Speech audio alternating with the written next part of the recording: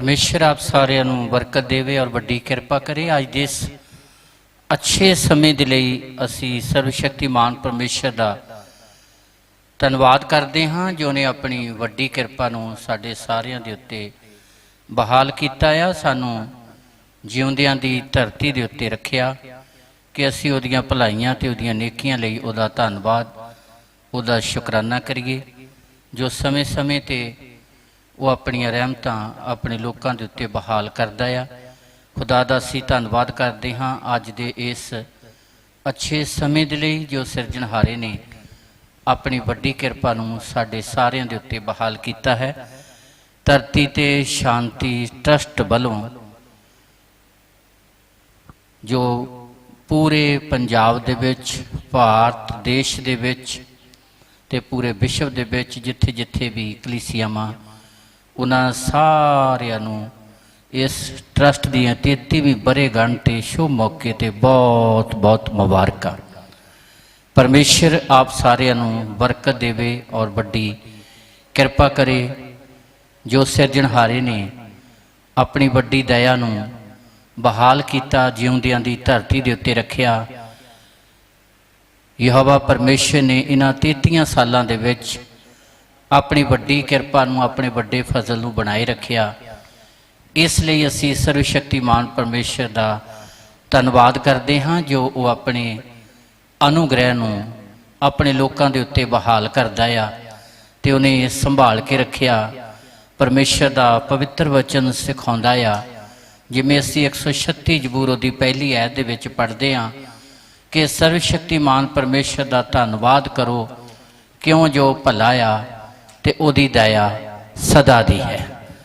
सर्वशक्तिमान परमेश्वर ने गुजरे 33 सालों के विच अपने वड्डे फजल दे नाल संभाली रखिया। उस भलाई ते उस नेकी दे लई असीं सर्वशक्तिमान परमेश्वर का धन्नवाद करते हैं जो परमेश्वर ने सारे संसार दे लई धरती ते शांति ट्रस्ट नूं बरकत का कारण बनाया।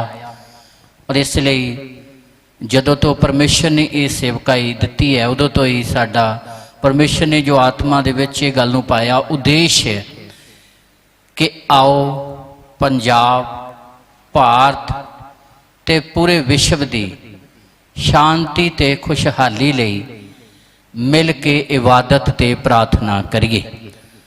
सो धरती ते शांति ट्रस्ट हमेशा ही पंजाब दे लई भारत लई और पूरे विश्व की शांति ते खुशहाली दे लई हमेशा दुआवां करदा आ। और हर साल इसे लई खुदा दा धन्नवाद शुकराना करन दे लई एक विशाल सत्संग का आयोजन किया जाता रहा। इस साल दे विच असी सारे जानते हाँ कि कोरोना वायरस के कारण जो पंजाब च ही नहीं भारत च ही नहीं पूरे विश्व दे विच इस वायरस के मार दे कारण हर एक इंसान प्रभावित होया, जिहदे कारण इकट्ठ करना जिहड़ा आ वो हर एक लई हानिकारक सी। इसलिए उस प्रोग्राम नूं असी कैंसल करते हुए लाइव प्रोग्राम जिहड़ा अज दे रहे हैं। खुदा दा धन्नवाद है कि उन्हें अपनी वड्डी किरपा नूं ट्रस्ट के द्वारा सारे संसार दे विच बहाल किया। परमेश्वर आप सारिਆਂ नूं बरकत देवे और वड्डी किरपा करे। ते ये जिहड़ा साल शुरू होया तुसां सबना दे लई वड्डियां आशीषां ते वड्डियां बरकतां लैके आवे। प्रेमियों जदों असीं खुदा दा धन्नवाद करते हाँ परमेश्वर का पवित्र वचन सिखाउंदा कि सर्वशक्तिमान परमेश्वर का धन्नवाद करो पहल के आधार ते इसलिए कि उन्हें ही चुनिया उन्हें ही बुलाया उन्हें ही सेवा दी उहदा ही ये काम है ते उहदे अनुग्रह दे नाल ही असी इस काम दे विच सफल हो सकते हैं, सेवकाई च सफल हो सकते हाँ। क्योंकि परमेश्वर के अनुग्रह तो बिना असी उहदे काम नहीं कर सकते। जिस तरह आत्मा तो बिना शरीर नहीं चल सकता इस तरह परमेश्वर के अनुग्रह तो बिना भी असी उहदे कामां च सफल नहीं हो सकते, सेवकाई च सफल नहीं हो सकते। सो सर्वशक्तिमान परमेश्वर ही अपनियां वड्डियां रहमतां बहाल करता है। इस लई पहल के आधार पर उसका धन्नवाद जिहड़ा परमेश्वर का पवित्र वचन सिखाउंदा आ कि असीं सर्वशक्तिमान परमेश्वर का धन्नवाद करिए। इसलिए हर साल धन्नवाद करन दे लई ही सम्मेलन का आयोजन किया जाता कि सर्वशक्तिमान परमेश्वर की वड्डी किरपा है। जिथे पहल के आधार पर उसका धन्नवाद किया जाता उत्थे ही जिन्हां रूहां दे लई परमेश्वर की योजना आ कि वो रूहां सर्वशक्तिमान परमेश्वर की वड्डी किरपा नूं प्राप्त करन, मुक्ति के भेत नूं प्राप्त करन। सर्वशक्तिमान परमेश्वर इन्हां शुकराने दीआं भेटां दे विच धन्नवाद दीआं इबादतां दे द्वारा खुदा उन्हां लोकां नूं भी अपने नेड़े लैके आउंदा आ जिन्हां दे लई सर्वशक्तिमान परमेश्वर की अगेतरी योजना है। इसलिए साडा धन्नवाद करना अति ज़्यादा जरूरी है। धन्नवाद नाल पहली गल सर्वशक्तिमान परमेश्वर प्रसन्न हुंदा है। दूसरी गल संसार दे लई जिन्हां रूहां दे लई परमेश्वर की योजना आ वो शुकराने दीआं भेटां दे द्वारा धन्नवाद दीआं इबादतां च शामिल हो के वो मुक्ति दे भेत नूं प्राप्त करदियां ने रूहां। इसलिए धन्नवाद साडे लई अति ज़्यादा जरूरी है। पहली गल सर्वशक्तिमान परमेश्वर प्रसन्न हुंदा है और दूसरी गल कि जिन्हां जिंदगियां दे लई जिन्हां रूहां दे लई खुदा दी छुटकारे दी योजना आ सर्वशक्तिमान परमेश्वर इबादतां सम्मेलनां दे द्वारा उन्हां रूहां नूं अपने नेड़े लैके आउंदा है, उन्हां रूहां नूं चुणदा है, उन्हां आत्मा नूं बुलाउंदा है ताकि वह सर्वशक्तिमान परमेश्वर के काम के लिए तैयार होण, उहदे राज के हकदार बन, उहदी सेवकाई के लिए खड़े होण। इसलिए असीं पाक कलाम दे विच इस गल नूं पढ़दे हां। शाऊल तो बाद जदों परमेश्वर ने दाऊद नूं चुनिया, दाऊद की जिहड़ी चोण है वो सानू इस गल का संकेत दिंदी है। पहला सैमुअल 16 अध्याय पहली दूसरी तीसरी चौथी आयत असीं पढ़दे हां। सानू उत्थे हवाला मिलता आ दाऊद की चोण किस तरह हुई है, जिसके द्वारा परमेश्वर ने अपनी किरपा नूं बहाल किया ते अज तीकर खुदा दाऊद के द्वारा बोल रहा है। दाऊद के अंश चों ही प्रकाश की पोथी 5 अध्याय 5 आयत पढ़ते हैं। वो कोया गया लेला यहूदा का बब्बर शेर दाऊद की जड़। दाऊद की चोण किस तरह हुई? शाऊल नूं जदों परमेश्वर ने रद दिता, अपना राज अपना अधिकार ले लिया, तो खुदा ने अपने नबी सैमुअल नूं कहा तू बैतलहम च जा ते जस्सी दे पुत्रां दे विचों तू एक नूं मसा कर। उत्थे असीं पाक कलाम च पढ़दे हां, पढ़िए ते ध्यान दे नाल सुनिए। पहला सैमुअल 16 अध्याय 1 ਤੋਂ 4 आयत तक। यहोवा ने सैमुअल नूं आख्या, सर्वशक्तिमान परमेश्वर ने सैमुअल नूं आख्या, कद तोड़ी तू शाऊल उत्ते सो करदा रहेगा, कद तोड़ी तू शाऊल उत्ते सो करदा रहेगा, भावें मैं ओनू इसराइल दे राज तो रद्दिया। अगे तू अपने सिंह विच तेल भर ते जा। हाँ, परमेश्वर ने अपने जन अपने नबी नूं ठहराए होए नूं सैमुअल नूं कहा अपने सिंह विच तेल भर ते जा। मैं तेन बैतलहमी जस्सी दे कोल घल्दा हां, मैं तेनू बैतलहमी जस्सी दे कोल घल्दा हां, क्यों जो ओदे पुत्रां विच एक नूं मैं अपने लिए पातशाह ठहराया है। ओदे पुत्रां विचों एक नूं मैं अपने लिए पातशाह ठहराया है। अते सैमुअल बोलिया, मैं कीकर जावां? नबी आखदा या सैमुअल आखदा मैं किस तरह उस जगह ते जावां? जे कदी शाऊल सुनेगा, जे कदी शाऊल सुनेगा तां मैनू मार सुटेगा, ते शाऊल मैनू खत्म कर देवेगा। हाँ। यहोवा ने आख्या, सर्वशक्तिमान परमेश्वर ने आख्या, एक वछी अपने नाल ले जा। हाँ, अगे अते इउं आख कि मैं यहोवा दे अगे भेंट चढ़ाउण आया हां। हाँ, कि मैं सर्वशक्तिमान परमेश्वर दे अगे भेंट चढ़ाउण आया। हाँ जी। जा तू बलि चढ़ावें, जदों तू भेंट चढ़ावें तां जस्सी नूं न्योंदा दे, तां जस्सी नूं न्योंदा दे। ਫਿਰ ਜੋ ਤੈਨੂੰ ਕਰਨਾ ਹੈ ਸੋ ਮੈਂ ਤੈਨੂੰ ਜੋ ਦੱਸਾਂਗਾ। ਕੁਛ ਤੈਨੂੰ ਕਰਨਾ ਸੋ ਮੈਂ ਤੈਨੂੰ ਦੱਸਾਂਗਾ। ਜਿਹਦਾ ਨਾਮ ਮੈਂ ਤੈਨੂੰ ਦੱਸਾਂ ਜਿਹਦਾ ਨਾਮ ਮੈਂ ਤੈਨੂੰ ਦੱਸਾਂ ਉਹਨੂੰ ਮੇਰੇ ਲਈ ਮਸਾ ਕਰ। ਉਹਨੂੰ ਮੇਰੇ ਲਈ ਮਸਾ ਕਰ। ਜਿਹੜਾ ਯਹੋਵਾ ਨੇ ਆਖਿਆ ਸੀ, ਜਿਹੜਾ ਪਰਮੇਸ਼ਰ ਨੇ ਆਖਿਆ ਸੀ, ਸੈਮੂਅਲ ਨੇ ਉਹ ਕੀਤਾ। ਜਿਸ ਤਰ੍ਹਾਂ ਸਰਵ ਸ਼ਕਤੀਮਾਨ ਪਰਮੇਸ਼ਰ ਨੇ ਆਪਣੇ ਨਬੀ ਨੂੰ ਆਖਿਆ, ਸੈਮੂਅਲ ਨੇ ਇਸੇ ਤਰ੍ਹਾਂ ਕੀਤਾ ਅਤੇ ਬੈਤਲਹਮ ਵਿੱਚ ਆਇਆ। ਅਤੇ ਬੈਤਲਹਮ ਚ ਆਇਆ। ਤਦ ਸ਼ਹਿਰ ਦੇ ਬਜ਼ੁਰਗ ਉਹਦੇ ਆਉਣ ਤੋਂ ਕੰਬ ਕੇ ਬੋਲੇ। ਤਦ ਸ਼ਹਿਰ ਦੇ ਬਜ਼ੁਰਗ ਜਦੋਂ ਸੈਮੂਅਲ ਨਬੀ ਉੱਥੇ ਪਹੁੰਚਿਆ, ਉਹ ਵੀ ਜਾਣਦੇ ਸਨ ਕਿ ਸ਼ਾਉਲ ਜਿਹੜਾ ਆ ਉਹ ਸੈਮੂਅਲ ਨਬੀ ਨੂੰ ਪਸੰਦ ਨਹੀਂ ਕਰਦਾ, ਉਹ ਵਿਰੋਧ ਕਰਦਾ ਆ। ਇਸ ਕਰਕੇ ਬਜ਼ੁਰਗਾਂ ਨੇ ਵੀ ਆਖਿਆ ਤੂੰ ਸਲਾਹ ਨਾਲ ਆਇਆ ਹੈ ਕਿ ਤੂੰ ਸੁਲ੍ਹਾ ਨਾਲ ਆਇਆ ਹੈ। ਉਹ ਬੋਲਿਆ ਆਹੋ ਸਲਾਹ ਨਾਲ। ਉਹ ਬੋਲਿਆ ਆਹੋ ਸੁਲ੍ਹਾ ਨਾਲ ਆਇਆ। ਮਨੁੱਖ ਦੀ ਸੁਲ੍ਹਾ ਨਾਲ ਨਹੀਂ ਬਲਕਿ ਖੁਦਾ ਦੀ ਸੁਲ੍ਹਾ ਦੇ ਨਾਲ ਆਇਆ। ਪ੍ਰੇਮੀਓ, ਇਸ ਘਟਨਾ ਦੇ ਵਿੱਚ ਇਸ ਸਾਰੀ ਸਥਿਤੀ 'ਚ ਦੇਖਦੇ ਹਾਂ ਕਿ ਸਰਵ ਸ਼ਕਤੀਮਾਨ ਪਰਮੇਸ਼ਰ ਦੀ ਜਿਹੜੀ ਉੱਤਮ ਯੋਜਨਾ ਦਾਊਦ ਵਾਸਤੇ ਸੀ, ਭੇਡ ਚੜਾਉਣੀ ਇੱਕ ਬਹਾਨਾ ਸੀ। ਅਸਲ ਖੁਦਾ ਦਾ ਉਦੇਸ਼ ਸੀ ਕਿ ਦਾਊਦ ਨੂੰ ਪਰਮੇਸ਼ਰ ਆਪਣੀ ਕੌਮ ਦੇ ਲਈ ਅਗਵਾ ਕਰਕੇ ਥਾਪੇ। ਇਸ ਲਈ ਪਰਮੇਸ਼ਰ ਨੇ ਸੈਮੂਅਲ ਨੂੰ ਆਖਿਆ ਕਿ ਤੂੰ ਭੇਡ ਚੜਾਉਣ ਦੇ ਲਈ ਜਾ ਤੇ ਉੱਥੇ ਜੋ ਕੁਝ ਵੀ ਕਰਨਾ ਹੈ ਮੈਂ ਤੈਨੂੰ ਦੱਸਾਂਗਾ। ਇਸ ਲਈ ਪ੍ਰੇਮੀਓ, ਧੰਨਵਾਦ ਕਰਨਾ, ਸ਼ੁਕਰਾਨੇ ਦੀਆਂ ਭੇਟਾਂ ਚੜਾਉਣੀਆਂ, ਪਹਿਲੀ ਗੱਲ ਸਰਵ ਸ਼ਕਤੀਮਾਨ ਪਰਮੇਸ਼ਰ ਦੀ ਇੱਛਾ ਨੂੰ ਪੂਰੀਆਂ ਕਰਨਾ ਹੈ। ਦੂਸਰੀ ਗੱਲ, ਉਸੇ ਤਰ੍ਹਾਂ ਹੀ ਜਿਵੇਂ ਸੈਮੂਅਲ ਨਬੀ ਨੇ ਭੇਡ ਚੜਾਈ, ਭੇਡ ਚੜਾਉਣ ਦੇ ਪਿੱਛੇ ਮੇਨ ਉਦੇਸ਼ ਸੀ ਦਾਊਦ ਨੂੰ ਮਸਾ ਕਰਨਾ। ਜਿੱਥੇ ਪਹਿਲੀ ਗੱਲ ਖੁਦਾ ਦਾ ਧੰਨਵਾਦ ਕਰਨਾ, ਖੁਦਾ ਨੂੰ ਪ੍ਰਸੰਨ ਕਰਨਾ ਹੈ, ਦੂਸਰੀ ਗੱਲ ਲੋਕਾਂ ਦੇ ਲਈ, ਸੰਸਾਰ ਦੇ ਲਈ, ਜਿਨ੍ਹਾਂ ਲੋਕਾਂ ਦੇ ਲਈ ਖੁਦਾ ਦੀ ਯੋਜਨਾ ਹੈ, ਉਹ ਸ਼ੁਕਰਾਨੇ ਦੀਆਂ ਭੇਟਾਂ ਦੇ ਜਰੀਏ, ਸੰਮੇਲਨ ਤੇ ਇਬਾਦਤਾਂ ਦੇ ਜਰੀਏ ਆ ਕੇ ਖੁਦਾ ਦੀ ਆਸ਼ੀਸ਼ ਨੂੰ ਪ੍ਰਾਪਤ ਕਰਦੇ ਨੇ, ਮੁਕਤੀ ਦੇ ਭੇਤ ਨੂੰ ਪ੍ਰਾਪਤ ਕਰਦੇ ਨੇ।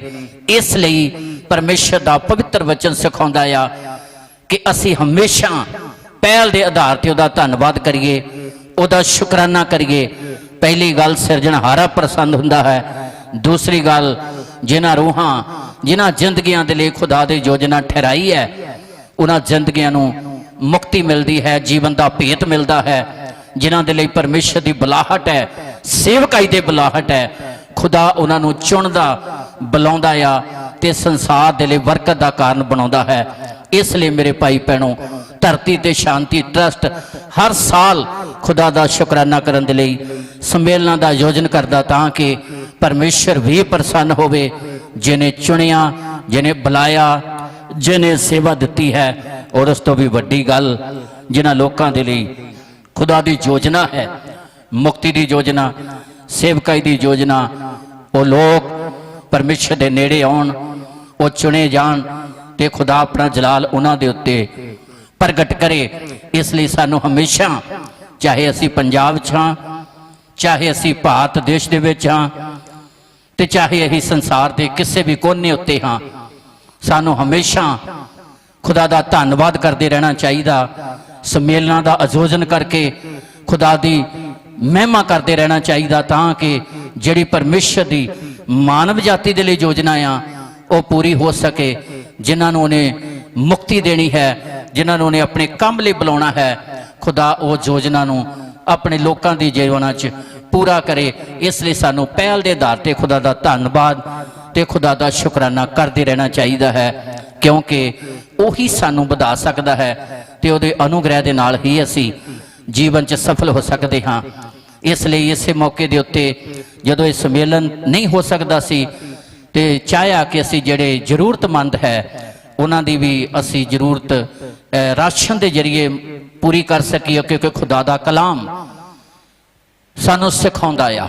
ਦਾਊਦ ਨੇ, ਜਿਸ ਨੂੰ ਖੁਦਾ ਨੇ ਆਪਣੇ ਸੈਮੂਅਲ ਨਬੀ ਦੇ ਦੁਆਰਾ ਚੁਣਿਆ, ਇਜ਼ਰਾਇਲੀ ਲੋਕਾਂ ਦਾ ਪਾਤਸ਼ਾਹ ਅਗਵਾ ਬਣਾਇਆ, ਉਸ ਦੀ ਜ਼ਿੰਦਗੀ ਦੇ ਬਹੁਤ ਸਾਰੇ ਅਨੁਭਵ ਤੇ ਤਜਰਬੇ ਨੇ ਜੋ ਬਿਆਨ ਕਰਦਾ ਹੈ। ਸਾਡੇ ਲਈ ਵੀ ਅਤੀ ਜ਼ਿਆਦਾ ਜ਼ਰੂਰੀ ਹੈ ਕਿ ਅਸੀਂ ਖੁਦਾ ਦੇ ਵਚਨ ਦੇ ਉੱਤੇ ਪਹਿਰਾ ਦਈਏ।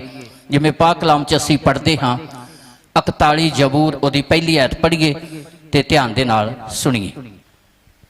ਧਨ ਹੈ ਉਹ ਜਿਹੜਾ ਗਰੀਬ ਦੀ ਸੁੱਧ ਲੈਂਦਾ ਹੈ। ਹਾਂ, ਪਰਮੇਸ਼ਰ ਦਾ ਪਵਿੱਤਰ ਵਚਨ ਸਿਖਾਉਂਦਾ ਹੈ ਕਿ ਉਹ ਮਨੁੱਖ ਧਨ ਹੈ, ਮੁਬਾਰਕ ਹੈ, ਖੁਸ਼ਕਿਸਮਤ ਹੈ ਜਿਹੜਾ ਗਰੀਬ ਦੀ ਸੁੱਧ ਲੈਂਦਾ ਹੈ। ਜ਼ਰੂਰਤ ਦੇ ਸਮੇਂ, ਲੋੜ ਦੇ ਸਮੇਂ ਉਹਦੀ ਮਦਦ ਕਰਦਾ ਹੈ। ਇਹ ਉਹੀ ਖੁਦਾ ਦਾ ਦਾਸ ਨਬੀ ਦਾਊਦ ਆਪਣੇ ਤਜਰਬੇ ਦੇ ਵਿੱਚ ਬਿਆਨ ਕਰਦਾ, ਜਿਸ ਨੂੰ ਖੁਦਾ ਨੇ ਆਪਣੇ ਨਬੀ ਸੈਮੂਅਲ ਦੇ ਦੁਆਰਾ ਚੁਣਿਆ ਕਿ ਇਜ਼ਰਾਇਲੀ ਲੋਕਾਂ ਦਾ ਅਗੁਆ ਪਾਤਸ਼ਾਹ ਬਣੇ। ਸੋ ਖੁਦਾ ਨੇ ਆਪਣੇ ਜਲਾਲ ਨੂੰ, ਆਪਣੇ ਅਨੁਗ੍ਰਹਿ ਨੂੰ ਦਾਊਦ ਦੇ ਉੱਤੇ ਪ੍ਰਗਟ ਕੀਤਾ ਤੇ ਦਾਊਦ ਆਪਣੇ ਤਜਰਬੇ ਦੇ ਵਿੱਚ ਇਸ ਗੱਲ ਨੂੰ ਬਿਆਨ ਕਰਦਾ ਹੈ, ਜਦੋਂ ਸਾਰਾ ਸੰਸਾਰ ਕਰੋਨਾ ਵਾਇਰਸ ਦੇ ਕਾਰਨ ਸਮੱਸਿਆ ਤੇ ਹਾਲਾਤ 'ਚ ਹੈ ਤੇ ਇਸ ਸਮੇਂ ਸਾਡੇ ਲਈ ਅਤੀ ਜ਼ਿਆਦਾ ਜ਼ਰੂਰੀ ਹੈ, ਜਿੱਥੇ ਅਸੀਂ ਰੂਹਾਨੀ ਤੌਰ ਤੇ ਲੋਕਾਂ ਨੂੰ ਮੁਕਤੀ ਦਾ ਪੈਗਾਮ ਦਿੰਦੇ ਹਾਂ, ਖੁਸ਼ਖਬਰੀ ਦਿੰਦੇ ਹਾਂ, ਉੱਥੇ ਅਤੀ ਜ਼ਿਆਦਾ ਜ਼ਰੂਰੀ ਹੈ ਕਿ ਇਸ ਸਮੇਂ ਦੇ ਵਿੱਚ ਜਿਹੜੇ ਜ਼ਰੂਰਤਮੰਦ ਪਰਿਵਾਰ ਨੇ, ਲੋੜਵੰਦ ਨੇ, ਜਿਨ੍ਹਾਂ ਦੇ ਕੋਲ ਖਾਣ ਪੀਣ ਦੇ ਲਈ ਸਾਧਨ ਨਹੀਂ ਹੈ, ਕੋਈ ਵੀ ਜ਼ਰੂਰਤਾਂ ਪੂਰੀਆਂ ਕਰਨ ਦੇ ਲਈ ਕੰਮ ਧੰਦਾ ਬੰਦ ਹੋਣ ਦੇ ਕਾਰਨ ਖੁਦਾ ਦਾ ਕਲਾਮ ਮੰਗ ਕਰਦਾ ਆ ਕਿ ਅਸੀਂ ਇਹਨਾਂ ਸਥਿਤੀਆਂ ਦੇ ਵਿੱਚ ਖੜੇ ਹੋਈਏ ਤਾਂ ਕਿ ਪਰਮੇਸ਼ਰ ਆਪਣਾ ਜਲਾਲ ਤੇ ਆਪਣੇ ਅਨੁਗ੍ਰਹਿ ਨੂੰ ਆਪਣੇ ਲੋਕਾਂ ਦੇ ਉੱਤੇ ਪ੍ਰਗਟ ਕਰੇ। ਇਸ ਲਈ ਦਾਊਦ ਆਪਣੇ ਤਜਰਬੇ ਦੇ ਵਿੱਚ ਬਿਆਨ ਕਰਦਾ, ਪੜ੍ਹੀਏ, ਧਿਆਨ ਨਾਲ ਸੁਣੀਏ। ਹਾਂਜੀ, ਧਨ ਹੈ ਉਹ ਜਿਹੜਾ ਗਰੀਬ ਦੀ ਸੁੱਧ ਲੈਂਦਾ ਹੈ। ਹਾਂ, ਪਰਮੇਸ਼ਰ ਦੀ ਨਿਗਾਹ ਦੇ ਵਿੱਚ ਉਹ ਧਨ ਹੈ, ਖੁਸ਼ਕਿਸਮਤ ਹੈ ਜਿਹੜਾ ਗਰੀਬ ਦੀ ਸੁੱਧ ਲੈਂਦਾ ਹੈ। ਭਾਵ ਦੁੱਖ ਦੇ ਸਮੇਂ, ਕਸ਼ਟ ਦੇ ਸਮੇਂ, ਮੁਸੀਬਤ ਦੇ ਸਮੇਂ ਜਿਹੜਾ ਗਰੀਬ ਦੇ ਲਈ ਸਹਾਰਾ ਬਣਦਾ ਹੈ, ਕਿਉਂਕਿ ਪਾਕ ਕਲਾਮ ਬਿਆਨ ਕਰਦਾ ਕਿ ਪ੍ਰਭੂ ਯਿਸੂ ਮਸੀਹ ਆਇਆ ਹੀ ਗਰੀਬਾਂ ਦੇ ਲਈ ਹੈ, ਤਾਂ ਕਿ ਉਹ ਗਰੀਬਾਂ ਨੂੰ ਰੂਹਾਨੀ ਤੌਰ ਤੇ ਅਮੀਰ ਬਣਾਵੇ, ਹਰ ਤਰ੍ਹਾਂ ਦੀਆਂ ਆਸ਼ੀਸ਼ਾਂ ਦੇ ਨਾਲ ਭਰੇ, ਸਵਰਗੀ ਆਸ਼ੀਸ਼ਾਂ ਦੇ ਨਾਲ ਵੀ ਭਰੇ ਤੇ ਇਸ ਸੰਸਾਰ ਦੀਆਂ ਆਸ਼ੀਸ਼ਾਂ ਦੇ ਨਾਲ ਵੀ ਭਰੇ। ਇਸ ਲਈ ਜਿੱਥੇ ਅਸੀਂ ਮੁਕਤੀ ਦਾ ਪੈਗਾਮ ਸੰਸਾਰ ਤੱਕ ਫੈਲਾਉਂਦੇ ਹਾਂ, ਉੱਥੇ ਲੋੜ ਦੇ ਸਮੇਂ, ਜ਼ਰੂਰਤ ਦੇ ਸਮੇਂ ਵੀ ਅਤੀ ਜ਼ਿਆਦਾ ਜ਼ਰੂਰੀ ਆ ਕਿ ਅਸੀਂ ਉਹਨਾਂ ਨਾਲ ਖੜੇ ਹੋਈਏ। ਇਹੋ ਜਨ ਨਬੀ ਇਸ ਗੱਲ ਦੇ ਆਪਣੀ ਜ਼ਿੰਦਗੀ ਦੇ ਤਜਰਬੇ ਨੂੰ ਪੇਸ਼ ਕਰਦਾ, ਜਿਸ ਨੂੰ ਸੈਮੂਅਲ ਨੇ ਮਸਾ ਕੀਤਾ ਕਿ ਇਜ਼ਰਾਇਲੀ ਲੋਕਾਂ ਦਾ ਪਾਤਸ਼ਾਹ ਬਣੇ। ਪੜ੍ਹੀਏ, ਫਿਰ ਧਿਆਨ ਨਾਲ ਸੁਣੀਏ। ਧਨ ਹੈ ਉਹ ਜਿਹੜਾ ਗਰੀਬ ਦੀ ਸੁੱਧ ਲੈਂਦਾ ਹੈ। ਧਨ ਹੈ ਉਹ ਜਿਹੜਾ ਗਰੀਬ ਦੀ ਸੁੱਧ ਲੈਂਦਾ ਹੈ। ਹਾਂ, ਯਹੋਵਾ ਉਹਨੂੰ ਬੁਰਾਈ ਦੇ ਵੇਲੇ ਛੁਡਾਵੇਗਾ। ਸਰਵ ਸ਼ਕਤੀਮਾਨ ਪਰਮੇਸ਼ਰ ਵੀ ਆਪਣੀ ਦਇਆ ਉਹਦੇ ਉੱਤੇ ਕਰੇਗਾ। ਜਿਹੜਾ ਗਰੀਬ ਤੇ ਦਇਆ ਕਰਦਾ ਹੈ ਤੇ ਸਰਵ ਸ਼ਕਤੀਮਾਨ ਪਰਮੇਸ਼ਰ ਵੀ ਆਪਣੀ ਦਇਆ ਉਸ ਇਨਸਾਨ ਦੇ ਉੱਤੇ ਕਰੇਗਾ। ਜੇ ਅਸੀਂ ਖੁਦਾ ਦੀ ਦਇਆ ਲੈਣੀ ਹੈ ਤੇ ਕਲਾਮ ਬਿਆਨ ਕਰਦਾ, ਦਾਊਦ ਆਪਣੇ ਤਜਰਬੇ 'ਚ ਬਿਆਨ ਕਰਦਾ ਹੈ ਕਿ ਅਸੀਂ ਵੀ ਦੂਜੇ ਤੇ ਦਇਆ ਕਰਨ ਦੇ ਲਈ ਤਿਆਰ ਹੋਈਏ। ਜਿਹੜੀਆਂ ਲੋੜਾਂ, ਜ਼ਰੂਰਤਾਂ ਸਾਡੇ ਕੋਲ ਹੈ, ਅਸੀਂ ਦੂਜਿਆਂ ਦੀਆਂ ਪੂਰੀਆਂ ਕਰਨ ਲਈ ਤਿਆਰ ਹੋਈਏ ਤੇ ਸਰਵ ਸ਼ਕਤੀਮਾਨ ਪਰਮੇਸ਼ਰ ਵੀ ਆਪਣਾ ਰਹਿਮ, ਆਪਣਾ ਅਨੁਗ੍ਰਹਿ ਸਾਡੇ ਉੱਤੇ ਪ੍ਰਗਟ ਕਰੇਗਾ। ਉਹ ਆਪਣੇ ਜਲਾਲ ਨੂੰ ਪ੍ਰਗਟ ਕਰੇਗਾ, ਉਹ ਆਪਣੀ ਦਇਆ ਨੂੰ ਪ੍ਰਗਟ ਕਰੇਗਾ। ਜੇਕਰ ਅਸੀਂ ਖੁਦਾ ਦੀ ਦਇਆ ਲੈਣੀ ਹੈ ਤੇ ਦਾਊਦ ਆਪਣੇ ਤਜਰਬੇ 'ਚ ਬਿਆਨ ਕਰਦਾ ਵੀ ਸਾਡੇ ਲਈ ਵੀ ਜ਼ਰੂਰਤ ਹੈ ਕਿ ਅਸੀਂ ਵੀ ਲੋੜਵੰਦਾਂ ਤੇ ਦਇਆ ਕਰੀਏ, ਤਰਸ ਖਾਈਏ, ਤਾਂ ਕਿ ਖੁਦਾ ਆਪਣੀਆਂ ਰਹਿਮਤਾਂ ਬਹਾਲ ਕਰੇ। ਇਸ ਲਈ ਪਰਮੇਸ਼ਰ ਦਾ ਪਵਿੱਤਰ ਵਚਨ ਸਿਖਾਉਂਦਾ, ਜਿੱਥੇ ਦਾਊਦ ਆਪਣੇ ਤਜਰਬੇ 'ਚ ਇਸ ਗੱਲ ਨੂੰ ਬਿਆਨ ਕਰਦਾ, ਉੱਥੇ ਦਾਊਦ ਦਾ ਪੁੱਤਰ ਸੁਲੇਮਾਨ ਵੀ ਇਸ ਗੱਲ ਨੂੰ ਬਿਆਨ ਕਰਦਾ। ਕਹੋਤਾਂ ਦੀ ਪੁਸਤਕ 19 ਅਧਿਆਏ ਉਹਦੀ 17 ਆਇਤ ਪੜ੍ਹੀਏ ਤੇ ਧਿਆਨ ਨਾਲ ਸੁਣੀਏ। ਕਹੋਤਾਂ ਦੀ ਪੁਸਤਕ 19 ਅਧਿਆਏ ਉਹਦੀ 17 ਆਇਤ। ਜਿਹੜਾ ਗਰੀਬਾਂ ਉੱਤੇ ਦਇਆ ਕਰਦਾ ਹੈ। ਹਾਂਜੀ, ਪੜ੍ਹੀਏ, ਫਿਰ ਧਿਆਨ ਨਾਲ ਸੁਣੀਏ। ਜਿਹੜਾ ਗਰੀਬਾਂ ਉੱਤੇ ਦਇਆ ਕਰਦਾ ਹੈ। ਹਾਂ, ਜਿਹੜਾ ਗਰੀਬਾਂ ਤੇ ਦਇਆ ਕਰਦਾ ਹੈ ਉਹ ਯਹੋਵਾ ਨੂੰ ਉਧਾਰ ਦਿੰਦਾ ਹੈ। ਹਾਂ, ਪਰਮੇਸ਼ਰ ਦਾ ਪਵਿੱਤਰ ਵਚਨ ਸਿਖਾਉਂਦਾ ਆ, ਜਿਹੜਾ ਗਰੀਬ ਤੇ ਦਇਆ ਕਰਦਾ ਆ ਉਹ ਸਰਵ ਸ਼ਕਤੀਮਾਨ ਪਰਮੇਸ਼ਰ ਨੂੰ ਉਧਾਰ ਦਿੰਦਾ ਹੈ। ਹਾਂਜੀ, ਜਿਹੜਾ ਗਰੀਬਾਂ ਉੱਤੇ ਦਇਆ ਕਰਦਾ ਹੈ ਉਹ ਯਹੋਵਾ ਨੂੰ ਉਧਾਰ ਦਿੰਦਾ ਹੈ। ਹਾਂਜੀ, ਤੇ ਉਹ ਉਸ ਨੂੰ ਉਸ ਦੀ ਕੀਤੀ ਦਾ ਫਲ ਦੇਵੇਗਾ। ਕਿ ਸਰਵ ਸ਼ਕਤੀਮਾਨ ਪਰਮੇਸ਼ਰ ਉਹਦੀ ਜਿਹੜੀ ਕੀਤੀ ਦਇਆ ਆ, ਪਰਮੇਸ਼ਰ ਉਹਦਾ ਫਲ ਦੇਵੇਗਾ।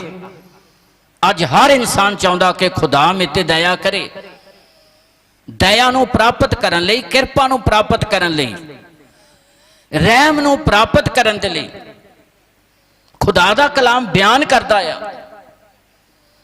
ਜੇ ਸਾਡੇ ਕੋਲ ਕੁਝ ਜ਼ਰੂਰਤਾਂ ਦੀ ਪਹੁੰਚ ਹੈ ਤੇ ਅਸੀਂ ਦੂਸਰਿਆਂ ਤੇ ਦਇਆ ਕਰੀਏ, ਅਸੀਂ ਦੂਸਰਿਆਂ ਦੀ ਲੋੜ ਨੂੰ ਪੂਰੀਆਂ ਕਰੀਏ, ਤੇ ਸਰਵ ਸ਼ਕਤੀਮਾਨ ਪਰਮੇਸ਼ਰ ਆਪਣੀ ਕਿਰਪਾ ਤੁਹਾਡੇ ਉੱਤੇ ਬਹਾਲ ਕਰੇਗਾ। ਉਹਦੇ ਰਹਿਮ ਨੂੰ, ਉਹਦੇ ਤਰਸ ਨੂੰ ਪ੍ਰਾਪਤ ਕਰਨ ਦੇ ਲਈ ਪਹਿਲੀ ਗੱਲ ਉਹਦਾ ਸ਼ੁਕਰਾਨਾ ਕਰਨਾ ਅਤੀ ਜ਼ਿਆਦਾ ਜ਼ਰੂਰੀ ਹੈ। ਉਹਦੇ ਸ਼ੁਕਰਾਨੇ ਦੇ ਨਾਲ ਅਸੀਂ ਬਹੁਤ ਸਾਰਿਆਂ ਲਈ ਮੁਕਤੀ ਦਾ ਕਾਰਨ ਬਣਦੇ ਹਾਂ, ਬਹੁਤ ਸਾਰਿਆਂ ਲਈ ਰੂਹਾਨੀ ਤੌਰ ਤੇ ਆਸ਼ੀਸ਼ ਦਾ ਕਾਰਨ ਬਣਦੇ ਹਾਂ।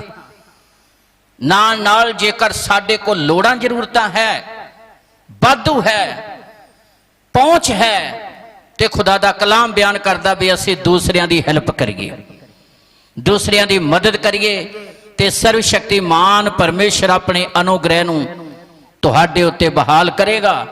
ਜਿਹੜੀ ਤੁਸੀਂ ਨੇਕੀ ਕਰ ਰਹੇ ਹੋ, ਜਿਹੜਾ ਤਰਸ ਕਰ ਰਹੇ ਹੋ ਦੂਸਰਿਆਂ ਤੇ, ਉਹਦੇ ਬਦਲੇ ਦੇ ਵਿੱਚ ਖੁਦਾ ਆਪਣੀਆਂ ਰਹਿਮਤਾਂ ਦੇ ਨਾਲ ਤੁਹਾਨੂੰ ਭਰੇਗਾ, ਆਪਣੀਆਂ ਆਸ਼ੀਸ਼ਾਂ ਦੇ ਨਾਲ ਤੁਹਾਨੂੰ ਭਰੇਗਾ। ਇਸ ਲਈ ਪਰਮੇਸ਼ਰ ਦਾ ਪਵਿੱਤਰ ਵਚਨ ਸਿਖਾਉਂਦਾ ਹੈ, ਮੰਗ ਕਰਦਾ ਹੈ ਕਿ ਅਸੀਂ ਦੂਸਰਿਆਂ ਤੇ ਤਰਸ ਕਰਨ ਲਈ ਤਿਆਰ ਹੋਈਏ, ਦੂਸਰਿਆਂ ਦੀ ਹੈਲਪ ਕਰਨ ਦੇ ਲਈ ਤਿਆਰ ਹੋਈਏ, ਤਾਂ ਕਿ ਖੁਦਾ ਆਪਣੇ ਅਨੁਗ੍ਰਹਿ ਨੂੰ ਪ੍ਰਗਟ ਕਰੇ। ਇਸ ਲਈ ਯਸ਼ਾਇਆ ਨਬੀ ਵੀ ਇਸੇ ਗੱਲ ਨੂੰ ਬਿਆਨ ਕਰਦਾ ਹੈ, ਜੇ ਅਸੀਂ ਤੰਗੀ ਝੱਲ ਕੇ ਵੀ, ਅਸੀਂ ਖੁਦ ਕਸ਼ਟ ਝੱਲ ਕੇ ਵੀ ਦੂਸਰੇ ਦੀ ਮਦਦ ਕਰਦੇ ਹਾਂ, ਤੇ ਸਰਵ ਸ਼ਕਤੀਮਾਨ ਪਰਮੇਸ਼ਰ ਆਪਣੀਆਂ ਰਹਿਮਤਾਂ ਬਹਾਲ ਕਰਦਾ ਹੈ। ਪੜ੍ਹੀਏ ਤੇ ਧਿਆਨ ਦੇ ਨਾਲ ਸੁਣੀਏ ਯਸ਼ਾਇਆ ਨਬੀ ਦੀ ਪੁਸਤਕ 58 ਅਧਿਆਏ ਉਹਦੀ 10 ਐਤ।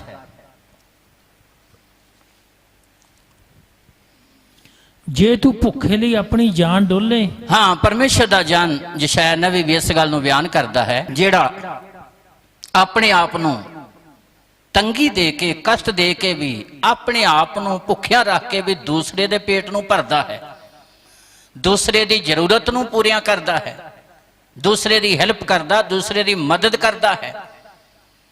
ਪ੍ਰਭੂ ਯਿਸੂ ਮਸੀਹ ਗਰੀਬਾਂ ਦੇ ਲਈ ਆਏ, ਔਰ ਰੂਹਾਨੀ ਤੌਰ ਤੇ ਅਮੀਰ ਬਣਾਉਣ, ਆਰਥਿਕ ਤੌਰ ਤੇ ਖੁਸ਼ਹਾਲ ਕਰਨ, ਤੇ ਅਤੀ ਜ਼ਿਆਦਾ ਜ਼ਰੂਰੀ ਹੈ ਅਸੀਂ ਪ੍ਰਚਾਰਕ ਹਾਂ, ਵਿਸ਼ਵਾਸੀ ਹਾਂ, ਮਸੀਹੀ ਹਾਂ, ਤੇ ਸਾਡਾ ਵੀ ਪਹਿਲ ਦੇ ਆਧਾਰ ਤੇ ਫਰਜ਼ ਬਣਦਾ ਹੈ ਕਿ ਅਸੀਂ ਦੂਸਰਿਆਂ ਦੀ ਜਿੰਨੀ ਵੀ ਹੋ ਸਕੇ ਹੈਲਪ ਕਰਨ ਦੇ ਲਈ ਖੜੇ ਹੋਈਏ, ਮਦਦ ਕਰਨ ਦੇ ਲਈ ਖੜੇ ਹੋਈਏ, ਤਾਂ ਕਿ ਖੁਦਾ ਦੀ ਯੋਜਨਾ ਜਿਹੜੀ ਮਾਨਵ ਜਾਤੀ ਦੇ ਲਈ ਆ ਉਹ ਪੂਰੀ ਹੋ ਸਕੇ, ਉਹਨਾਂ ਜ਼ਿੰਦਗੀਆਂ ਦੇ ਦੁਆਰਾ ਵੀ ਪਰਮੇਸ਼ਰ ਦੀ ਮਹਿਮਾ ਹੋਵੇ। ਇਸ ਲਈ ਯਸ਼ਾਇਆ ਨਬੀ ਵੀ ਇਸ ਗੱਲ ਨੂੰ ਬਿਆਨ ਕਰਦਾ ਹੈ। ਪੜ੍ਹੀਏ ਤੇ ਧਿਆਨ ਨਾਲ ਸੁਣੀਏ।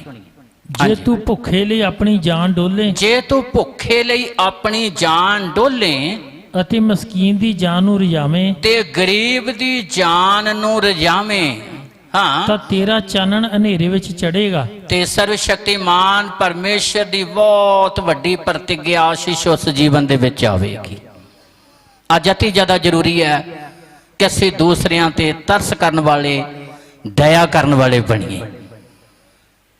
ਬਹੁਤ ਦਿਨਾਂ ਤੋਂ ਭੁੱਖੀ ਸੰਗਤ 5000 ਦੇ ਕਰੀਬ ਆਦਮੀ ਔਰ ਔਰਤਾਂ ਤੇ ਬੱਚਿਆਂ ਦੀ ਗਿਣਤੀ ਨਹੀਂ ਕੀਤੀ ਗਈ। ਪ੍ਰਭੂ ਨੇ ਉਹਨਾਂ ਦੀ ਹਾਲਤ ਦੇਖ ਕੇ ਕਿਹਾ ਕਿ ਮੈਨੂੰ ਇਹਨਾਂ ਤੇ ਤਰਸ ਆਉਂਦਾ ਹੈ, ਇਸ ਲਈ ਚੇਲਿਆਂ ਨੂੰ ਕਿਹਾ ਕਿ ਇਹਨਾਂ ਦੇ ਖਾਣ ਪੀਣ ਦਾ ਇੰਤਜ਼ਾਮ ਕੀਤਾ ਜਾਵੇ। ਪ੍ਰੇਮੀ, ਅਸੀਂ ਉਸੇ ਘਟਨਾ ਦੇ ਵਿੱਚ, ਉਸੇ ਸਾਖੀ ਗਵਾਹੀ ਦੇ ਵਿੱਚ ਦੇਖਦੇ ਹਾਂ ਕਿ ਕਿਸੇ ਨੇ ਕਿਹਾ ਇੱਥੇ 5 ਰੋਟੀਆਂ ਤੇ 2 ਮੱਛੀਆਂ। ਪ੍ਰਭੂ ਨੇ ਕਿਹਾ ਮੇਰੇ ਕੋਲ ਲੈ ਕੇ ਆਓ। 5 ਰੋਟੀਆਂ ਤੇ 2 ਮੱਛੀਆਂ ਨੂੰ ਆਸ਼ੀਸ਼ ਦਿੱਤੀ। 10-12 ਹਜ਼ਾਰ ਦੇ ਕਰੀਬ ਖਾ ਕੇ ਰੱਜ ਗਏ, ਤੇ 12 ਟੋਕਰੀਆਂ ਬਚ ਵੀ ਗਈਆਂ। ਅਸੀਂ ਇਸ ਸਾਰੀ ਗਵਾਹੀ ਦੇ ਵਿੱਚ ਵੇਖਦੇ ਹਾਂ ਜਿੱਥੇ ਕਲਾਮ ਦੀ ਜ਼ਰੂਰਤ ਸੀ, ਪ੍ਰਭੂ ਯਿਸੂ ਮਸੀਹ ਨੇ ਉਹਨਾਂ ਨੂੰ ਕਲਾਮ ਵੀ ਦਿੱਤਾ, ਮੁਕਤੀ ਦਾ ਭੇਤ ਵੀ ਦਿੱਤਾ। ਜਿੱਥੇ ਚੰਗਾਈ ਦੀ ਜ਼ਰੂਰਤ ਸੀ, ਚੰਗਾਈ ਵੀ ਦਿੱਤੀ। ਜਿੱਥੇ ਦੁਸ਼ਟ ਆਤਮਾ ਤੋਂ ਛੁਟਕਾਰੇ ਦੀ ਜ਼ਰੂਰਤ ਸੀ, ਉਹ ਵੀ ਦਿੱਤਾ, ਛੁਟਕਾਰਾ ਦਿੱਤਾ। ਜਿਹੜੀਆਂ ਜਿਹੜੀਆਂ ਚੀਜ਼ਾਂ ਦੀ ਜ਼ਰੂਰਤ ਸੀ, ਮੁਕਤੀ ਦੀ ਜ਼ਰੂਰਤ ਸੀ, ਕਲਾਮ ਦਿੱਤਾ, ਛੁਟਕਾਰਾ ਦਿੱਤਾ, ਮਾਫੀ ਦਿੱਤੀ, ਚੰਗਾਈ ਦਿੱਤੀ, ਦੁਸ਼ਟ ਆਤਮਾ ਤੋਂ ਛੁਟਕਾਰਾ ਦਿੱਤਾ। ਪਰ ਜਦੋਂ ਉਹ ਭੁੱਖੇ ਸੀ ਤੇ ਪ੍ਰਭੂ ਯਿਸੂ ਮਸੀਹ ਨੇ 5 ਰੋਟੀਆਂ ਤੇ 2 ਮੱਛੀਆਂ ਦੇ ਨਾਲ ਉਹਨਾਂ ਨੂੰ ਹੀ ਨਹੀਂ ਰਜਾਇਆ, ਵੱਲ ਕੇ 12 ਟੋਕਰੀਆਂ ਵੀ ਬਚ ਗਈਆਂ। ਤੇ 12 ਟੋਕਰੀਆਂ ਇਸ ਲਈ ਬਚੀਆਂ ਕਿਉਂਕਿ 12 ਚੇਲੇ ਸੀ।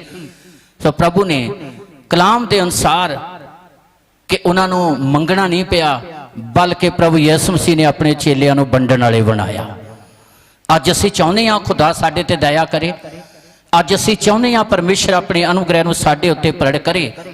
ਤੇ ਅੱਜ ਅਤੀ ਜ਼ਿਆਦਾ ਜ਼ਰੂਰੀ ਹੈ ਹਰ ਇੱਕ ਬਲੀਵਰ ਦੇ ਲਈ ਤੇ ਹਰ ਇੱਕ ਪ੍ਰਚਾਰਕ ਦੇ ਲਈ, ਜਿੱਥੋਂ ਤੱਕ ਵੀ ਪਹੁੰਚ ਹੈ, ਕਿ ਅਸੀਂ ਦੂਸਰਿਆਂ ਦੀ ਕਲੀਸਿਆ ਦੀ ਹੈਲਪ ਕਰਨ ਦੇ ਲਈ ਖੜੇ ਹੋਈਏ, ਤਾਂ ਕਿ ਖੁਦਾ ਆਪਣੇ ਅਨੁਗ੍ਰਹਿ ਨੂੰ ਸਾਡੇ ਉੱਤੇ ਪ੍ਰਗਟ ਕਰੇ ਤੇ ਉਹਦੀਆਂ ਜਿਹੜੀਆਂ ਯੋਜਨਾਵਾਂ ਆ ਸਾਰੇ ਸੰਸਾਰ ਦੇ ਲਈ, ਉਹ ਆਪਣੇ ਸੇਵਕਾਂ ਦੇ ਜ਼ਰੀਏ ਸੰਸਾਰ ਦੇ ਵਿੱਚ ਆਪਣੀਆਂ ਯੋਜਨਾਵਾਂ ਨੂੰ ਪੂਰੀਆਂ ਕਰੇ। ਇਸ ਲਈ ਪਰਮੇਸ਼ਰ ਦਾ ਪਵਿੱਤਰ ਵਚਨ ਸਿਖਾਉਂਦਾ ਆ। ਪੜ੍ਹੀਏ ਤੇ ਧਿਆਨ ਦੇ ਨਾਲ ਸੁਣੀਏ। ਹਾਂਜੀ, ਜੇ ਤੂੰ ਭੁੱਖੇ ਲਈ ਆਪਣੀ ਜਾਨ ਡੋਲੇ, ਜੇ ਤੂੰ ਭੁੱਖੇ ਲਈ ਆਪਣੀ ਜਾਨ ਡੋਲੇ ਅਤੇ ਮਸਕੀਨ ਦੀ ਜਾਨ ਨੂੰ ਰਿਝਾਵੇਂ, ਅਤੇ ਗਰੀਬ ਦੀ ਜਾਨ ਨੂੰ ਰਿਝਾਵੇਂ, ਤਾਂ ਤੇਰਾ ਚਾਨਣ ਹਨੇਰੇ ਵਿੱਚ ਚੜ੍ਹੇਗਾ। ਹਾਂ, ਪਰਮੇਸ਼ਰ ਦੀ ਯੋਜਨਾ, ਤੇਰਾ ਚਾਨਣ ਹਨੇਰੇ ਵਿੱਚ ਚੜ੍ਹੇਗਾ। ਦੁੱਖ ਦੇ ਵਿੱਚ, ਕਸ਼ਟ ਦੇ ਵਿੱਚ, ਮੁਸੀਬਤ ਦੇ ਸਮੇਂ ਵੀ ਖੁਦਾ ਆਪਣੇ ਜਲਾਲ ਦੇ ਨਾਲ ਭਰੇਗਾ, ਆਪਣੀਆਂ ਆਸ਼ੀਸ਼ਾਂ ਦੇ ਨਾਲ ਭਰੇਗਾ। ਇਹ ਖੁਦਾ ਦੇ ਕੋਲੋਂ ਬਰਕਤ ਲੈਣ ਦਾ ਇੱਕ ਢੰਗ ਹੈ, ਜਿੱਥੇ ਸ਼ੁਕਰਾਨਾ ਕਰਨੇ ਲਈ ਸਾਡੇ ਲਈ ਅਤੀ ਜ਼ਿਆਦਾ ਜ਼ਰੂਰੀ ਹੈ। ਪਰਮੇਸ਼ਰ ਦਾ ਧੰਨਵਾਦ ਕਰਨਾ ਅਤੀ ਜ਼ਿਆਦਾ ਜ਼ਰੂਰੀ ਹੈ, ਤਾਂ ਕਿ ਪਰਮੇਸ਼ਰ ਵੀ ਪ੍ਰਸੰਨ ਹੋਵੇ ਤੇ ਸੰਸਾਰ ਦੇ ਲਈ ਜਿਹੜੀ ਯੋਜਨਾ ਆ ਉਹ ਵੀ ਪੂਰੀ ਹੋਵੇ। ਉੱਥੇ ਅਤੀ ਜ਼ਿਆਦਾ ਜ਼ਰੂਰੀ ਹੈ ਕਿ ਲੋੜਵੰਦ, ਜ਼ਰੂਰਤਮੰਦ ਪਰਿਵਾਰਾਂ ਦੇ ਲਈ, ਇਨਸਾਨਾਂ ਦੇ ਲਈ ਅਸੀਂ ਖੜੇ ਹੋਈਏ, ਤਾਂ ਕਿ ਖੁਦਾ ਆਪਣੇ ਜਲਾਲ ਨੂੰ ਪ੍ਰਗਟ ਕਰੇ। ਇਸ ਲਈ ਯਸ਼ਾਇਆ ਨਬੀ ਇਸ ਗੱਲ ਨੂੰ ਬਿਆਨ ਕਰਦਾ, ਜੇ ਤੂੰ ਭੁੱਖੇ ਲਈ ਆਪਣੀ ਜਾਨ ਡੋਲੇ। ਪੜ੍ਹੀਏ, ਧਿਆਨ ਨਾਲ ਸੁਣੀਏ। ਹਾਂਜੀ, ਜੇ ਤੂੰ ਭੁੱਖੇ ਲਈ ਆਪਣੀ ਜਾਨ ਡੋਲੇ, ਭੁੱਖੇ ਲਈ ਆਪਣੀ ਜਾਨ ਡੋਲੇ ਅਤੇ ਮਸਕੀਨ ਦੀ ਜਾਨ ਨੂੰ ਰਿਝਾਵੇਂ, ਮਸਕੀਨ ਦੀ ਜਾਨ ਨੂੰ ਰਿਝਾਵੇਂ, ਤਾਂ ਤੇਰਾ ਚਾਨਣ ਹਨੇਰੇ ਵਿੱਚ ਚੜ੍ਹੇਗਾ। ਤਾਂ ਤੇਰਾ ਚਾਨਣ ਹਨੇਰੇ ਵਿੱਚ ਚੜ੍ਹੇਗਾ। ਭਾਵ ਦੁੱਖ, ਮੁਸੀਬਤ, ਤੰਗੀ, ਕਸ਼ਟ ਦੇ ਸਮੇਂ ਦੇ ਵਿੱਚ ਵੀ ਖੁਦਾ ਦੇ ਜਲਾਲ ਨੂੰ ਤੂੰ ਵੇਖੇਗਾ, ਖੁਦਾ ਆਪਣੇ ਅਨੁਗ੍ਰਹਿ ਨੂੰ ਪ੍ਰਗਟ ਕਰੇਗਾ। ਹਾਂਜੀ, ਅੱਗੇ, ਅਤੇ ਤੇਰਾ ਘੁੱਪ ਹਨੇਰ ਦੁਪਹਿਰ ਵਾਂਗੂ ਹੋਵੇਗਾ। ਹਾਂ, ਤੰਗੀ ਦੇ ਸਮੇਂ, ਦੁੱਖ ਦੇ ਸਮੇਂ, ਕਸ਼ਟ ਔਰ ਮੁਸੀਬਤਾਂ ਦੇ ਸਮੇਂ ਵੀ ਖੁਦਾ ਦੇ ਜਲਾਲ ਨੂੰ ਤੂੰ ਵੇਖੇਗਾ ਤੇ ਖੁਦਾ ਆਪਣੇ ਰਹਿਮ ਨੂੰ ਤੁਹਾਡੇ ਉੱਤੇ ਪ੍ਰਗਟ ਕਰੇਗਾ। ਔਰ ਅਗਲੀ ਜਦੋਂ ਅਸੀਂ ਆਇਤਾਂ ਨੂੰ ਪੜ੍ਹਦੇ, ਉੱਥੇ ਲਿਖਿਆ ਕਿ ਪਰਮੇਸ਼ਰ ਉਹਨਾਂ ਜ਼ਿੰਦਗੀਆਂ ਨੂੰ ਸੰਸਾਰ ਦੇ ਲਈ ਬਰਕਤ ਦਾ ਕਾਰਨ ਬਣਾਉਂਦਾ ਹੈ, ਉਹਨਾਂ ਜ਼ਿੰਦਗੀਆਂ ਦੇ ਦੁਆਰਾ ਆਪਣੀ ਮੁਕਤੀ ਦੇ ਭੇਤ ਨੂੰ ਪ੍ਰਗਟ ਕਰਦਾ ਹੈ। ਸੋ ਇਸ ਲਈ ਅਤੀ ਜ਼ਿਆਦਾ ਜ਼ਰੂਰੀ ਹੈ ਕਿ ਪਹਿਲੀ ਗੱਲ ਉਹਦੀਆਂ ਰਹਿਮਤਾਂ, ਭਲਾਈਆਂ ਦੇ ਲਈ ਅਸੀਂ ਉਹਦਾ ਸਦਾ ਹੀ ਸ਼ੁਕਰਾਨਾ ਕਰੀਏ, ਧੰਨਵਾਦ ਕਰੀਏ। ਦੂਸਰੀ ਗੱਲ, ਧੰਨਵਾਦ ਸ਼ੁਕਰਾਨੇ ਦੇ ਜ਼ਰੀਏ ਸੰਸਾਰ ਦੇ ਲਈ ਜੋ ਖੁਦਾ ਦੀ ਯੋਜਨਾ ਹੈ ਉਹ ਪੂਰੀ ਹੁੰਦੀ ਹੈ। ਔਰ ਤੀਸਰੀ ਗੱਲ ਹੈ ਕਿ ਲੋੜਵੰਦ, ਜ਼ਰੂਰਤਮੰਦ ਪਰਿਵਾਰਾਂ ਦੇ ਲਈ ਅਸੀਂ ਹਮੇਸ਼ਾ ਤਰਸਵਾਨ ਹੋਈਏ ਕਿ ਖੁਦਾ ਆਪਣੀਆਂ ਰਹਿਮਤਾਂ ਉਹਨਾਂ ਤੇ ਬਹਾਲ ਕਰੇ। ਇਸ ਲਈ ਯਾਕੂਬ ਵੀ ਇਸੇ ਗੱਲ ਨੂੰ ਬਿਆਨ ਕਰਦਾ ਹੈ। ਯਾਕੂਬ ਦੀ ਪੱਤਰੀ 1 ਅਧਿਆਏ ਉਹਦੀ ਅਸੀਂ 27 ਆਇਤ ਪੜਾਂਗੇ। ਪੜ੍ਹੀਏ ਤੇ ਧਿਆਨ ਦੇ ਨਾਲ ਸੁਣੀਏ। ਯਾਕੂਬ ਦੀ ਪੱਤਰੀ 1 ਅਧਿਆਏ ਉਹਦੀ 27 ਆਇਤ। ਹਾਂਜੀ, ਸਾਡੇ ਪਰਮੇਸ਼ਰ ਅਤੇ ਪਿਤਾ ਦੇ ਅੱਗੇ ਸ਼ੁੱਧ ਅਤੇ ਨਿਰਮਲ ਭਗਤੀ ਇਹ ਹੈ। ਹਾਂ, ਸਾਡੇ ਸਰਵ ਸ਼ਕਤੀਮਾਨ ਪਰਮੇਸ਼ਰ ਦੇ ਅੱਗੇ ਸ਼ੁੱਧ ਤੇ ਨਿਰਮਲ ਭਗਤੀ ਇਹ ਹੈ। ਹਾਂ, ਬਈ ਅਨਾਥਾਂ ਤੇ ਵਿਧਵਾ ਦੀ ਉਹਨਾਂ ਦੀ ਬਿਪਤਾ ਦੇ ਵੇਲੇ ਸੁੱਧ ਲੈਣੀ। ਅਨਾਥਾਂ ਤੇ ਵਿਧਵਾ ਦੀ, ਜਿਨ੍ਹਾਂ ਦਾ ਕੋਈ ਨਹੀਂ, ਮਾਂ-ਬਾਪ ਨਹੀਂ, ਉਹਨਾਂ ਦੀ ਬਿਪਤਾ ਦੇ ਵੇਲੇ, ਦੁੱਖ ਦੇ ਵੇਲੇ ਸੁੱਧ ਲੈਣੀ, ਤਰਸਵਾਨ ਹੋਣਾ। ਯਾਕੂਬ ਇਸ ਗੱਲ ਨੂੰ ਬਿਆਨ ਕਰਦਾ ਕਿ ਖੁਦਾ ਦੇ ਅੱਗੇ ਨਿਰਮਲ ਸ਼ੁੱਧ ਭਗਤੀ ਕੀ ਹੈ, ਖੁਦਾ ਕਿਹਨਾਂ ਜ਼ਿੰਦਗੀਆਂ ਨੂੰ ਪ੍ਰਵਾਨ ਕਰਦਾ ਹੈ। ਫਿਰ ਪੜ੍ਹੀਏ, ਧਿਆਨ ਨਾਲ ਸੁਣੀਏ। ਹਾਂਜੀ, ਸਾਡੇ ਪਰਮੇਸ਼ਰ ਅਤੇ ਪਿਤਾ ਦੇ ਅੱਗੇ, ਸਾਡੇ ਪਰਮੇਸ਼ਰ ਅਤੇ ਪਿਤਾ ਦੇ ਅੱਗੇ ਸ਼ੁੱਧ ਅਤੇ ਨਿਰਮਲ ਭਗਤੀ ਇਹ ਹੈ। ਸ਼ੁੱਧ ਤੇ ਨਿਰਮਲ ਭਗਤੀ ਇਹ ਹੈ ਬਈ ਅਨਾਥਾਂ ਤੇ ਵਿਧਵਾ ਦੀ, ਅਨਾਥਾਂ ਤੇ ਵਿਧਵਾ ਦੀ, ਉਹਨਾਂ ਦੀ ਬਿਪਤਾ ਦੇ ਵੇਲੇ ਸੁੱਧ ਲੈਣੀ। ਉਹਨਾਂ ਦੀ ਤੰਗੀ, ਕਸ਼ਟ, ਮੁਸੀਬਤ ਦੇ ਸਮੇਂ ਸੁੱਧ ਲੈਣੀ, ਅਤੇ ਆਪਣੇ ਆਪ ਨੂੰ ਜਗ ਤੋਂ ਨੇਕ ਲੰਘ ਆਪਣੇ ਆਪ ਨੂੰ ਸੰਸਾਰ ਦੀਆਂ ਬੁਰਾਈਆਂ ਤੋਂ ਬਚਾਏ ਰੱਖਣਾ, ਪਰਮੇਸ਼ਰ ਦੇ ਪ੍ਰਤੀ ਵਫਾਦਾਰ ਹੋਣਾ। ਪ੍ਰੇਮੀਓ, ਯਾਕੂਬ ਵੀ ਇਸ ਗੱਲ ਨੂੰ ਬਿਆਨ ਕਰਦਾ ਕਿ ਜਿਹੜੇ ਜ਼ਰੂਰਤਮੰਦ, ਦੁਖੀ ਤੇ ਲਾਚਾਰ ਹੈ, ਉਹਨਾਂ ਦੀ ਹੈਲਪ ਕੀਤੀ ਜਾਵੇ, ਉਹਨਾਂ ਦੀ ਮਦਦ ਕੀਤੀ ਜਾਵੇ, ਉਹਨਾਂ ਦੀ ਸਾਰ ਲਈ ਜਾਵੇ।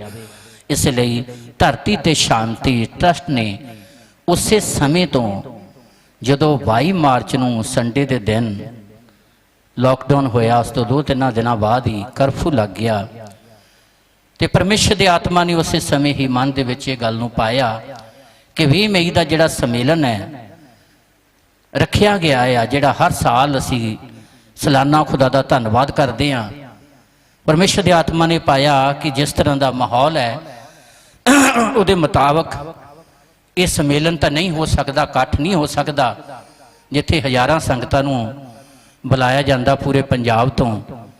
ਕਿਉਂ ਨਾ ਅਸੀਂ ਇਸ ਸਮੇਂ ਦੇ ਵਿੱਚ ਜ਼ਰੂਰਤਮੰਦ ਪਰਿਵਾਰਾਂ ਦੀ ਹੈਲਪ ਕੀਤੀ ਜਾਵੇ।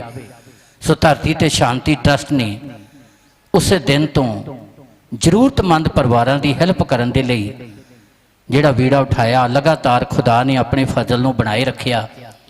ਪਰਮੇਸ਼ਰ ਦਾ ਧੰਨਵਾਦ ਕਰਦੇ ਆਲੇ ਦੁਆਲੇ ਦੇ ਸਾਰੇ ਪਿੰਡਾਂ ਦੇ ਵਿੱਚ, ਦੂਸਰੇ ਜ਼ਿਲ੍ਹਿਆਂ ਤੱਕ ਵੀ ਖੁਦਾ ਨੇ ਵੱਡਾ ਫਜ਼ਲ ਕੀਤਾ ਕਿ ਅਸੀਂ ਲੋੜਵੰਦ ਪਰਿਵਾਰਾਂ ਤੱਕ ਰਾਸ਼ਨ ਮੁਹੱਈਆ ਕਰੀਏ। ਖੁਦਾ ਦਾ ਧੰਨਵਾਦ ਕਰਦੇ ਹਾਂ ਕਿ ਉਹਨੇ ਆਪਣੇ ਵੱਡੇ ਫਜ਼ਲ ਨੂੰ ਪੜ ਕੀਤਾ। ਤੇ ਕਰਦੇ ਕਰਦੇ ਜਦੋਂ ਅੱਜ ਦੇ ਦਿਨ, ਇਹ 20 ਮਈ ਦਾ ਦਿਨ ਜਿਹੜਾ ਸਾਲਾਨਾ ਸੰਮੇਲਨ ਦਾ ਰੱਖਿਆ ਸੀ, ਤੇ ਅੱਜ ਵੀ ਖੁਦਾ ਦਾ ਵੱਡਾ ਫਜ਼ਲ ਹੈ ਕਿ ਇਸ ਤੋਂ ਬਾਅਦ ਦੇ ਵਿੱਚ ਹੀ ਜ਼ਰੂਰਤਮੰਦ ਪਰਿਵਾਰਾਂ ਨੂੰ ਜੋ ਰਾਸ਼ਨ ਮੁਹੱਈਆ ਕੀਤਾ ਜਾਵੇਗਾ। ਤੇ ਇਹਦੇ ਨਾਲ ਹੀ ਜਿੰਨੇ ਵੀ ਪਿੰਡ ਦੇ ਵਿੱਚ ਸਰਕਾਰੀ ਮੁਲਾਜ਼ਮ ਹੈ, ਚਾਹੇ SBI ਬੈਂਕ ਦੇ ਵਿੱਚ ਹੈ, ਪੋਸਟ ਆਫਿਸ ਦੇ ਵਿੱਚ ਹੈ, ਤੇ ਉਸ ਤੋਂ ਇਲਾਵਾ ਰੇਲਵੇ ਦੇ ਉੱਤੇ ਡਿਊਟੀ ਦੇ ਰਹੇ ਆ, ਹੋਰ ਵੀ ਉਹਨਾਂ ਦਾ ਵੀ ਅਸੀਂ ਸਨਮਾਨ ਕਰੀਏ ਕਿ ਲਾਕਡਾਊਨ ਦੇ ਵਿੱਚ ਉਹਨਾਂ ਨੇ ਵੀ ਆਪਣੀ ਡਿਊਟੀ ਨੂੰ ਜਿਹੜਾ ਤਨਦੇਹੀ ਦੇ ਨਾਲ ਨਿਭਾਇਆ। ਸੋ ਧਰਤੀ ਤੇ ਸ਼ਾਂਤੀ ਉਸੇ ਸਮੇਂ ਤੋਂ ਹੀ ਟਰਸਟ ਜਿਹੜਾ ਇਸ ਉਪਰਾਲੇ ਦੇ ਵਿੱਚ ਹੈ। ਸੋ ਖੁਦਾ ਆਪ ਸਾਰਿਆਂ ਨੂੰ ਬਰਕਤ ਦੇਵੇ, ਵੱਡੀ ਕਿਰਪਾ ਕਰੇ, ਜੋ ਪਰਮੇਸ਼ਰ ਨੇ ਇਸ ਸਾਲ ਵੀ ਆਪਣੇ ਵੱਡੇ ਫਜ਼ਲ ਨੂੰ ਬਣਾਏ ਰੱਖਿਆ। ਇੱਕ ਵਾਰੀ ਫੇਰ ਪੂਰੇ ਪੰਜਾਬ, ਪੂਰੇ ਭਾਰਤ ਤੇ ਪੂਰੇ ਵਿਸ਼ਵ ਨੂੰ ਧਰਤੀ ਤੇ ਸ਼ਾਂਤੀ ਟਰਸਟ ਦੀ 33ਵੀਂ ਵਰ੍ਹੇਗੰਢ ਦੇ ਸ਼ੁਭ ਮੌਕੇ ਤੇ ਬਹੁਤ ਬਹੁਤ ਮੁਬਾਰਕਾਂ। ਸੋ ਅਤੀ ਜ਼ਿਆਦਾ ਜ਼ਰੂਰੀ ਆ ਕਿ ਪਹਿਲੀ ਗੱਲ ਖੁਦਾ ਦਾ ਧੰਨਵਾਦ ਕਰਨਾ, ਸ਼ੁਕਰਾਨਾ ਕਰਨਾ ਅਤੀ ਜ਼ਿਆਦਾ ਜ਼ਰੂਰੀ ਹੈ। ਦੂਸਰੀ ਗੱਲ, ਜਿੱਥੇ ਖੁਦਾ ਪ੍ਰਸੰਨ ਹੁੰਦਾ ਹੈ ਉੱਥੇ ਸੰਸਾਰ ਦੇ ਲਈ, ਰੂਹਾਂ ਦੇ ਲਈ ਜਿਹੜੀ ਖੁਦਾ ਦੀ ਯੋਜਨਾ ਆ ਉਹ ਵੀ ਪੂਰੀ ਹੁੰਦੀ ਹੈ। ਔਰ ਤੀਸਰੀ ਗੱਲ ਕਿ ਜਦੋਂ ਇਹ ਸਮਾਂ ਚੱਲ ਰਿਹਾ ਵਾਇਰਸ ਦਾ, ਅਤੀ ਜ਼ਿਆਦਾ ਜ਼ਰੂਰੀ ਆ ਕਿ ਜੇ ਅਸੀਂ ਖੁਦਾ ਦਾ ਤਰਸ, ਪਰਮੇਸ਼ਰ ਦਾ ਰਹਿਮ ਪ੍ਰਾਪਤ ਕਰਨਾ ਆ, ਤੇ ਸਾਡੇ ਲਈ ਵੀ ਜ਼ਰੂਰੀ ਆ ਕਿ ਅਸੀਂ ਲੋੜਵੰਦ, ਜ਼ਰੂਰਤਮੰਦ ਪਰਿਵਾਰਾਂ ਦੇ ਉੱਤੇ ਤਰਸ ਖਾਈਏ ਤੇ ਉਹਨਾਂ ਦੀ ਹੈਲਪ ਕਰਨ ਦੇ ਲਈ ਤਿਆਰ ਹੋਈਏ। ਜਿਵੇਂ ਪਾਕ ਕਲਾਮ 'ਚ ਪੜ੍ਹਿਆ, ਜਿਹੜਾ ਗਰੀਬ ਦੀ ਸੁੱਧ ਲੈਂਦਾ ਪਰਮੇਸ਼ਰ ਵੀ ਆਪਣੀ ਕਿਰਪਾ ਉਹਦੇ ਉੱਤੇ ਬਹਾਲ ਕਰੇਗਾ, ਤੇ ਜਿਹੜਾ ਗਰੀਬ ਦੇ ਉੱਤੇ ਦਇਆ ਕਰਦਾ ਹੈ ਪਰਮੇਸ਼ਰ ਆਪਣੀ ਕਿਰਪਾ ਉਹਦੇ ਤੇ ਬਹਾਲ ਕਰੇਗਾ। ਸੋ ਪਰਮੇਸ਼ਰ ਅਤੀ ਜ਼ਿਆਦਾ ਜ਼ਰੂਰੀ ਆ ਕਿ ਅਸੀਂ ਇਸ ਸਮੇਂ ਆਪਣੇ ਆਪ ਨੂੰ ਖੁਦਾ ਦੇ ਹੱਥ ਦੇਈਏ ਤੇ ਖੁਦਾ ਦਾ ਪਹਿਲੇ ਆਧਾਰ ਤੇ ਅਸੀਂ ਧੰਨਵਾਦ ਕਰਦੇ ਹੋਏ ਆਪਣੀ ਜ਼ਿੰਦਗੀ ਨੂੰ ਉਹਦੇ ਹੱਥ ਦੇਈਏ, ਕਿਉਂਕਿ ਮੌਤ ਤੋਂ ਜ਼ਿੰਦਗੀ ਉਹੀ ਦੇ ਸਕਦਾ ਹੈ ਤੇ ਸਾਰੀਆਂ ਆਫਤਾਂ ਤੇ ਮੁਸੀਬਤਾਂ ਤੋਂ ਉਹੀ ਬਚਾ ਸਕਦਾ ਹੈ। ਖੁਦਾ ਆਪ ਸਾਰਿਆਂ ਨੂੰ ਬਰਕਤ ਦੇਵੇ, ਵੱਡੀ ਕਿਰਪਾ ਕਰੇ। ਆਓ ਅਸੀਂ ਅੱਖਾਂ ਬੰਦ ਕਰੀਏ, ਪ੍ਰਾਰਥਨਾ ਕਰਾਂਗੇ। ਸਰਵ ਸ਼ਕਤੀਮਾਨ ਪਿਤਾ ਪਰਮੇਸ਼ਰ, ਤੂੰ ਦਇਆ ਦਾ ਸਾਗਰ ਤੇ ਕਿਰਪਾ ਦਾ ਧਨੀ ਹੈ। ਅੱਜ ਤੀਕਰ ਕੀਤੀ ਭਲਾਈ ਤੇ ਨੇਕੀ ਲਈ ਮੈਂ ਪਰਮੇਸ਼ਰ ਤੇਰਾ ਧੰਨਵਾਦ ਕਰਦਾ, ਜੋ ਤੁਸੀਂ ਧਰਤੀ ਤੇ ਸ਼ਾਂਤੀ ਟਰਸਟ ਨੂੰ ਆਪਣੀਆਂ ਵੱਡੀਆਂ ਆਸ਼ੀਸ਼ਾਂ ਦੇ ਨਾਲ ਭਰਿਆ ਹੈ। ਪੂਰੇ ਪੰਜਾਬ, ਪੂਰੇ ਭਾਰਤ ਦੇਸ਼ ਤੇ ਪੂਰੇ ਵਿਸ਼ਵ ਦੇ ਵਿੱਚ ਮਹਾਨ ਪ੍ਰਭੂ ਜੀ ਤੇਰਾ ਅਨੁਗ੍ਰਹਿ ਸਦਾਈ ਬਣਿਆ ਰਹੇ। ਆਪਣੀ ਕਿਰਪਾ ਬਹਾਲ ਕਰਨਾ। ਅੱਜ ਦਾ ਪਾਕ ਕਲਾਮ ਹਰ ਜ਼ਿੰਦਗੀ ਲਈ ਬਰਕਤ ਦਾ ਕਾਰਨ ਬਣੇ। ਦਿਆਲੂ ਪ੍ਰਭੂ ਜੀ ਤੇਰੀ ਆਸ਼ੀਸ਼ ਹੋਵੇ ਤੇ ਆਉਣ ਵਾਲੇ ਸਮੇਂ ਤੇਰੇ ਅਨੁਗ੍ਰਹਿ ਦੇ ਨਾਲ ਭਰਪੂਰ ਹੋਣ ਤੇ ਸਾਰੇ 'ਚ ਆਪਣੀ ਕਿਰਪਾ ਬਹਾਲ ਕਰੋ। ਪ੍ਰਭੂ ਯਿਸੂ ਦੇ ਪਵਿੱਤਰ ਨਾਮ 'ਚ ਮੰਗਦੇ ਹਾਂ, ਆ